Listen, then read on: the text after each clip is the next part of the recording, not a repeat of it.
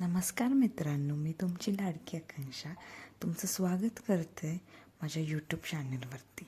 चला तर मग बघूयात आपण आजची रेसिपी अगदी सिंपल व पटकन होणारी अशी आहे. अगदी 10 ते 15 मिनटामध्ये आपण बनवू शकतो अशी रेसिपी आहे. आजची जी रेसिपी आहे ती अगदी 5 ते 6 इन्ग्रेडियंटमधनं आहे व ती आपल्या घरी जे इझिली अवेलेबल असतात त्यातनं बनवणार आहोत आपण.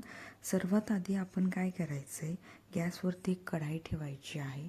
त्या कढईत आपण अंदाजे 3 ते 4 चमचे तेल घ्यायचं आहे व ते तेल छान गरम झालं की त्या हिरवी मिरची व लसणाची पेस्ट घालायची आहे व ती छान परतून घ्यायची आहे. ती एकदा छान परतली की त्यामध्ये आपण आपल्या अंदाजानुसार मीठ घालायचं आहे. मीठ घातलं की त्याला छान एकदा 1-2 मिनटं परतवायचं व त्यामध्ये भिजलेली मूग डाळ घालायची. साधारणतः 1 कप अशी मी भिजलेली मूग डाळ त्यामध्ये घातलेली आहे व ती आधी मी 20 ते 25 मिनटं आधी भिजत घातली होती, जेणेकरून मूग डाळ ही पटकन शिजेल व आपल्याला जास्त वेळ लागणार नाही रेसिपी बनवायला. एकदा की आपण मूग डाळ त्यामध्ये घातली की 2 ते 3 मिनटं तेलामध्ये छान परतून द्यायची मूग डाळ. एकदा ती छान परतली की मगच त्यानंतर आपण त्यामध्ये आपली जी मेथीची भाजी आहे ती छान प्रकारे निवडून घेतलेली आहे ती 2 ते 3 वेळेस चांगल्या पाण्याने स्वच्छ धुवून काढायची, जेणेकरून त्याच्यावरती जी माती किंवा बाकी काही पेस्टिसाइड्स वगैरे असतील ते निघून जातील.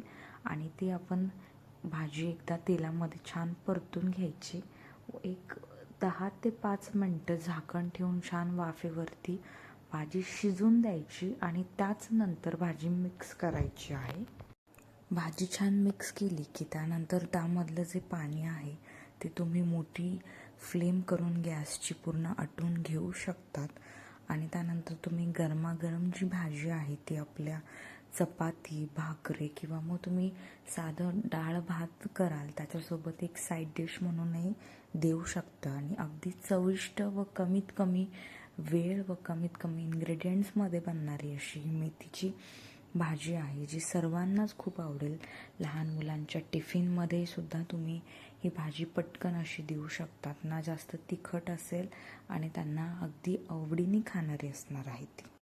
अशा प्रकारे आपली मेथीची भाजी जी आहे ती तयार झालेली आहे. तुम्ही आता मस्त एन्जॉय करा व मला नक्की सांगा कशी झाली आहे मेथीची भाजी. व अशाच छान छान रेसिपीज बघण्यासाठी माझ्या यूट्यूब चॅनलला तुम्ही फॉलो करा, लाईक करा, सबस्क्राईब करा. थँक्यू.